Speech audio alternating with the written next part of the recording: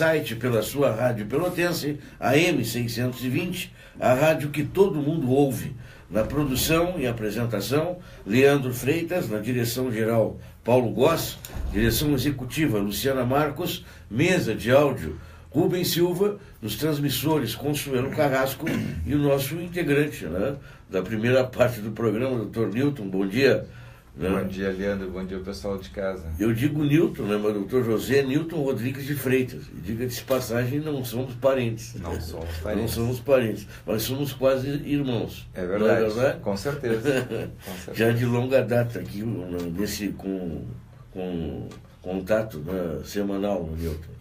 Agora, Newton, e até por nós já nos conhecemos há quanto tempo, né? Quanto tempo o brasileiro vive decepções? Porque eu acho, né? Quantas situações já ocorreram que você imagina que vai ter um desfecho, né?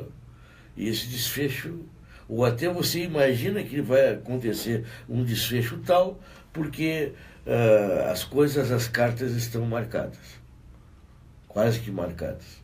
E o brasileiro cada vez mais se decepciona. Isso olhando o lado de cima lá do país, né? Dos palácios, né? Olhando aqui de baixo. Sim.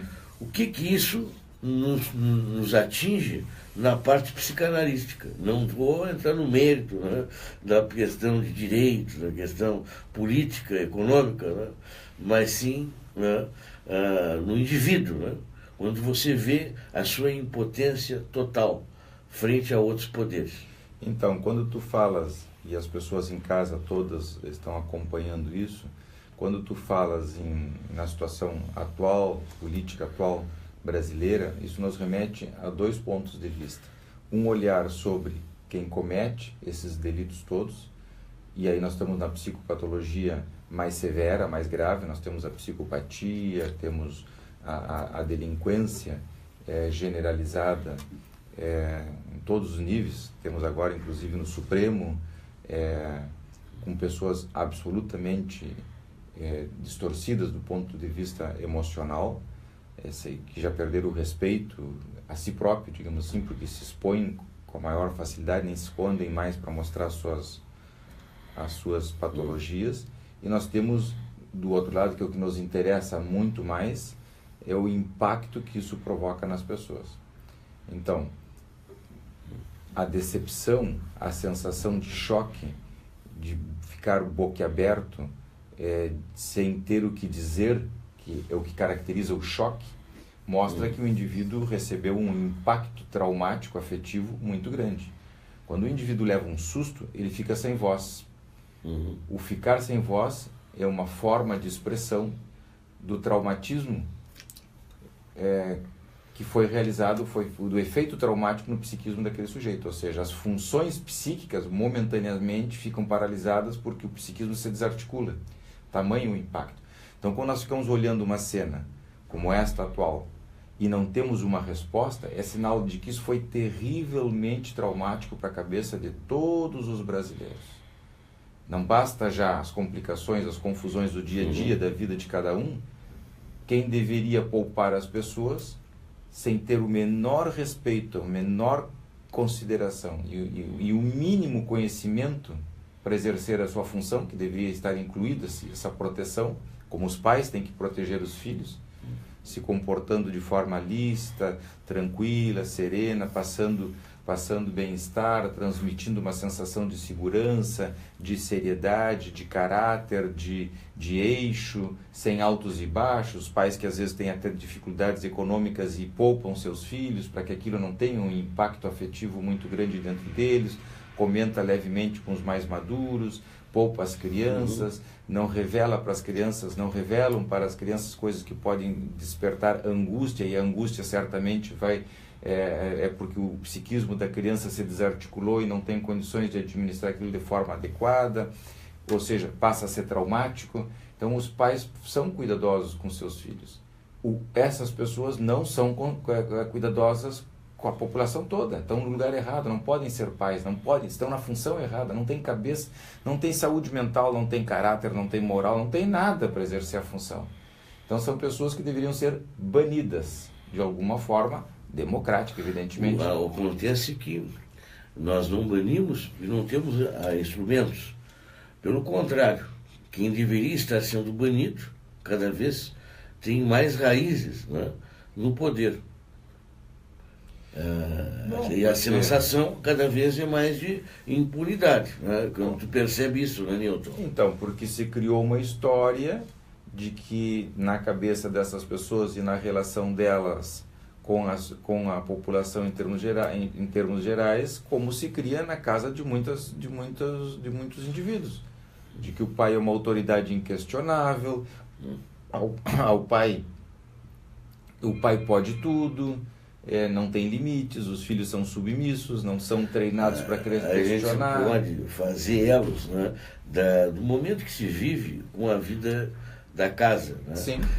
Essa história começa na casa. Newton, dias atrás eu fazia um comentário, mas num outro programa, né, programa de tarde, né, de que se nós pegarmos assim, ó, a grande dívida que o Brasil tem, né, 4 trilhões, né, 1 trilhão e 400 bilhões é de origem BNDES, recursos que foram dados a essas empresas que se multinacionalizaram, vamos dizer assim, tipo a JBS e outras tantas. Né?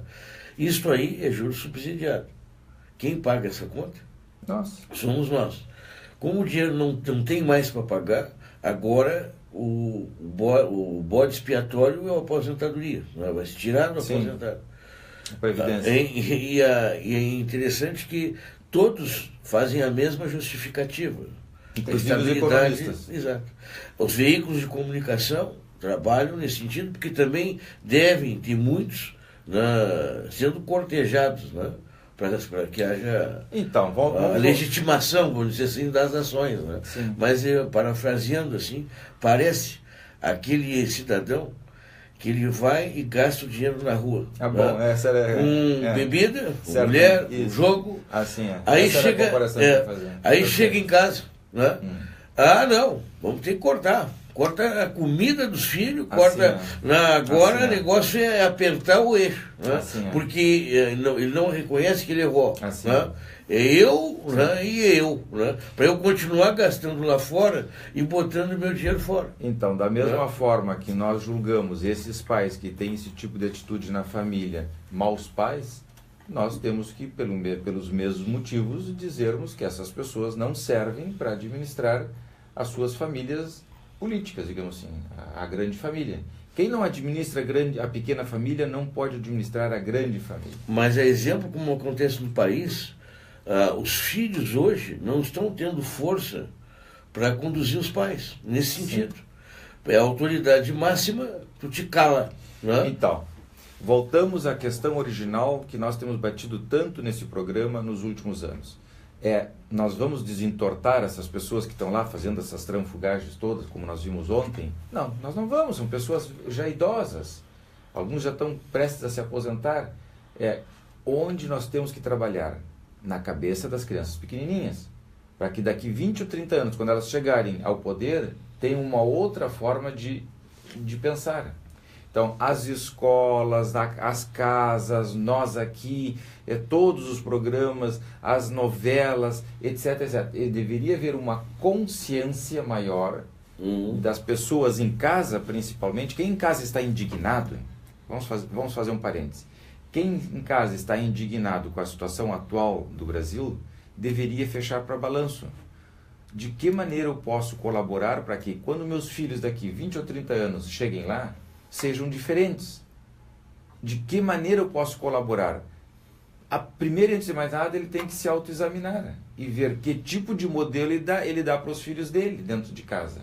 Porque essas crianças que estão hoje dentro de casa, daqui 30 anos estarão lá, como pessoas adultas, profissionais, liberais, executivos. Mas para um pai que se coloca com um modelo retilíneo de honestidade, no país que nós estamos vivendo hoje, ele está fora da casa. Bom, mas então... É evidente que ele tem que buscar o caminho retilíneo, mas ele está fora da casa, Newton. Um ponto fora da curva. O que nós temos que fazer? Nós temos que puxar a curva para o nosso ponto.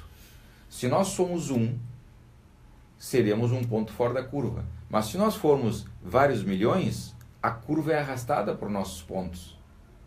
Então, se nós somarmos todos os pais, ou a maioria dos pais conscientes, que pensem com mais profundidade, que entendam isso que nós estamos falando, e que se deem conta que eles têm um poder enorme de modificação, e o poder está na frente deles, à mesa, sentadinho ali olhando para ele, o dia todo, esperando por ele em casa, o dia todo, e que justamente por ele não fazer as coisas direitinho, essas pessoas chegam lá tortas.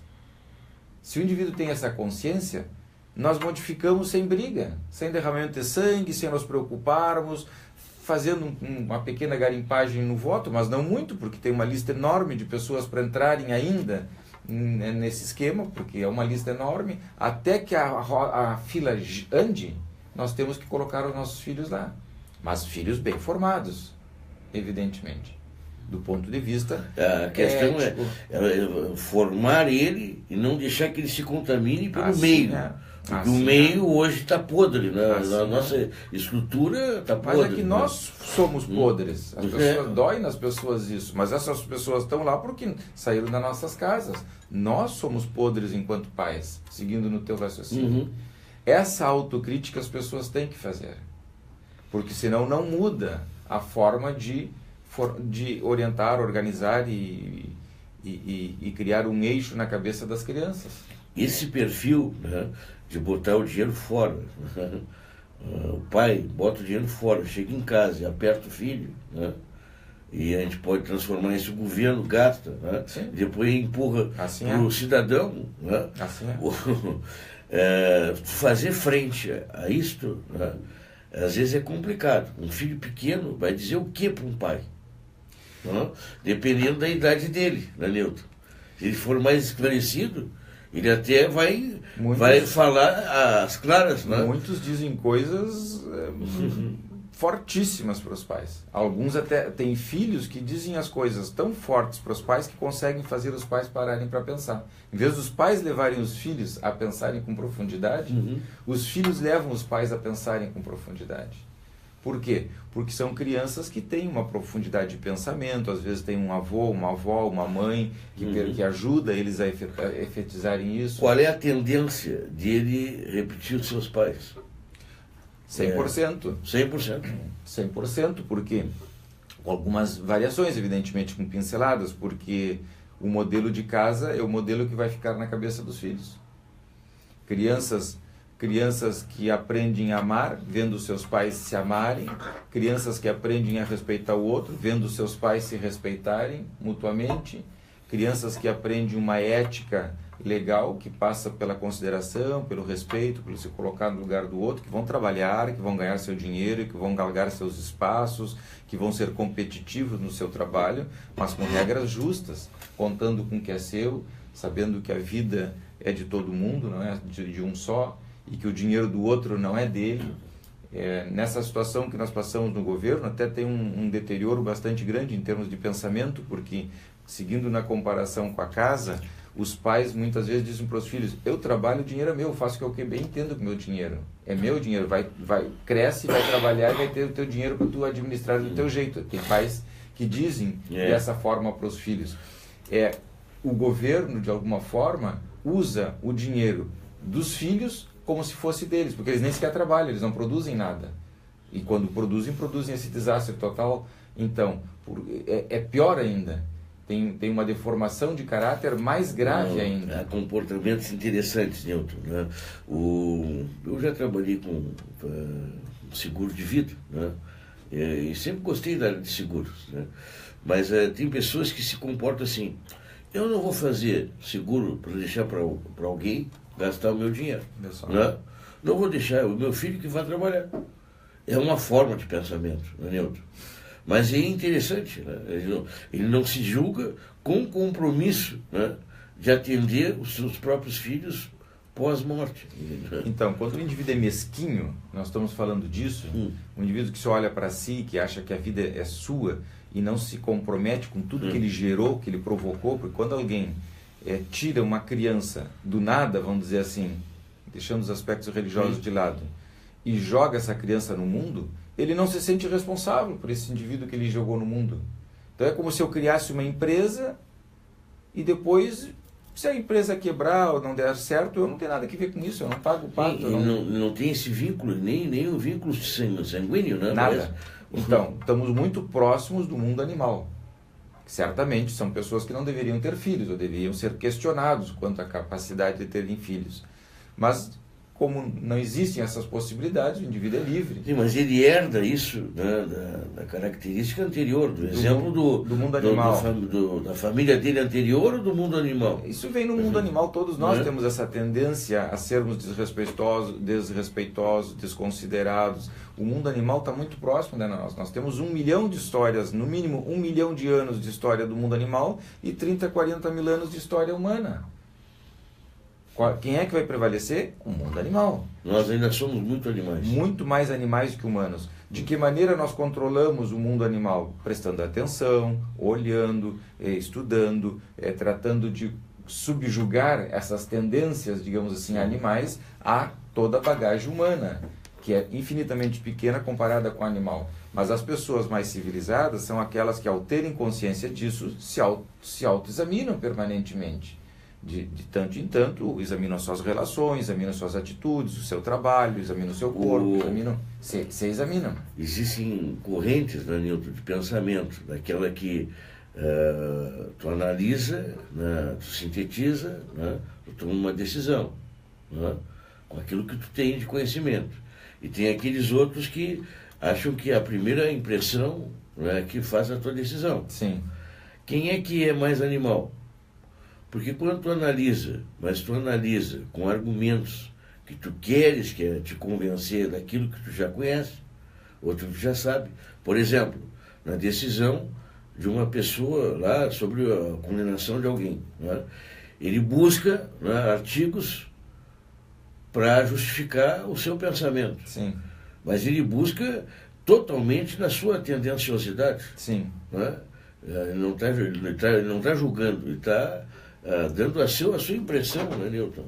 Ou até se inocentando pela sua podridão, né, interna, né, Nilton? Existe uma relação de bom senso, Leandro.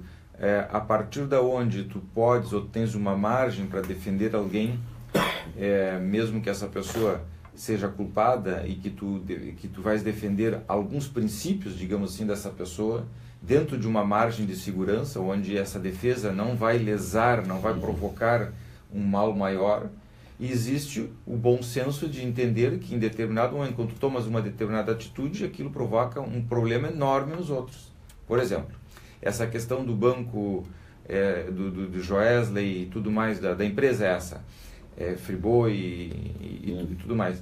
Quando os indivíduos pensaram em se salvaguardar, compraram $1 bilhão, fugiram para um outro lugar com consentimento de outras pessoas, da própria justiça, etc, etc. O indivíduo não está ele está pouco se importando com todos os demais. Se ele vai quebrar o país, se ele vai causar um transtorno, se vai derrubar um governo, se não vai derrubar, se ele vai promover a subida de quem não deveria subir, ele não está nem aí, isso não é um problema dele. Ele pensou só no bolso dele, ele pensou só no bem-estar dele e está dando gargalhadas. Sim. Então, é um indivíduo que não deveria estar nessa posição. É um indivíduo que deveria estar trabalhando, ganhando seu dinheiro, mas mais ou menos acompanhado. Ele pode ter não deveria estar nessa posição, mas todos aqueles para se beneficiar estavam colados nele, né? Bom, ele foi mais vivo que os outros. Mas nós temos eu não estou defendendo ele, eu estou dizendo assim, que ele, no fim das contas, ele sabia que cada um tem seu preço. Atirou isso no ventilador e sabia também que isso vai repercutir no dólar, ia repercutir nas ações, venderam as ações. Sim. Quer dizer, ele ainda tirou lucro. Sim. Ele é um empresário que tira lucro até nessa situação. Você dá para dizer que é empresário. O indivíduo é um bicho. É um bicho, porque ele causou um transtorno com as atitudes dele, pensando só nele. Mas ele avacalhou o executivo, ele avacalhou o outro poder legislativo, porque ele comprou medidas provisórias na reveria, e também disse que tinha vários juízes. Ou seja, ele avacalhou os 3 poderes. Ele tem mais poder que os 3. Porque o dinheiro é o que manda nessa terra. Essa passa, às vezes, essa imagem, né, Nilton? É que é uma quadrilha, Leandro. É muito difícil dentro de uma quadrilha tu dizer quem tem mais poder que quem, porque é uma quadrilha que vai girando o poder, passando de mão em mão, porque todos trabalham juntos, são todos amigos. Todos tomam vinho juntos, todos jantam juntos, todos se falam por telefone, nós vimos... Bom, a questão é, nós vamos resolver isso de forma imediata? Claro que não vamos. Tem uma lista enorme de gente para ocupar esse lugar. Nós temos que pensar em como nós vamos resolver isso. Primeiro, identificar, e é muito bom que essas coisas todas apareçam por transparência, para que nós tenhamos uma visão, por mais traumática e impactante que seja, e nos causa um mal enorme, tira o sono de muita gente, choca muita gente. Tem pessoas que questionam os próprios princípios, de que vale ser honesto se nós vivemos num mundo corrupto. Não é um mundo corrupto propriamente dito, mas são pessoas corruptas que nós colocamos lá, e prestigiamos e defendemos para que essas pessoas nos administrem. Há quem queira atribuir isto, né, à nossa origem racial de portugueses. Não. Eu acho que os portugueses não são assim, como a gente está vendo o lixo que é lá em cima. Né? Não, isso nem todo mundo é assim, são algumas pessoas, essas pessoas foram ao longo de muitos anos se aperfeiçoando, vem algumas décadas, já mais de 10, 20 anos, essas pessoas vêm sucessivamente galgando poderes. Há uma corrida, já quem é mais velho sabe disso, no mínimo de 20, 30 anos, para ocuparem cargos privilegiados, sabendo que tem as costas quentes e que já existia todo um movimento de muitos anos. Isso não iniciou agora há 10 anos, isso é uma história que vem se repetindo, piorou, perdeu o controle. O Antônio Carlos Magalhães, na época, chamava pasta rosa, né? E sabia o preço de cada um, e qualquer coisa na Bahia, ameaçava Sarney, uma pasta Maranhão, rosa. Alagoas, a família do Collor e outros mais, Renan, em todos os estados tem isso, uns mais, outros menos. A questão é que há uma escalada enorme que não foi identificada a tempo, não foi freada, houve como a corrida do ouro. Quando alguém descobre que tem ouro no Pará, as pessoas se vão para lá feitos loucos. Correm, passam as maiores peripécias para chegar lá e vão lutar pelo ouro, porque é uma corrida do ouro. A política é uma corrida do ouro. Tem sido assim, não deveria ser, mas nós fechamos os olhos, nós não olhamos, nós não nos envolvemos, nós não gostamos de nos incomodar. Ô Nilton, eu deixo uma pergunta para depois do intervalo. Né? Nós vivemos num mundo capitalista, claro. Né? Somos consumistas, uns mais, outros menos. É o consumismo que nos leva valorizar mais o dinheiro que os melhores preceitos, os melhores ensinamentos. Ou é uma tendência, né? Uma tendência meio bandida, vamos dizer assim, animalesca, de nós nos apoderarmos do que não é nosso. Depois do intervalo comercial.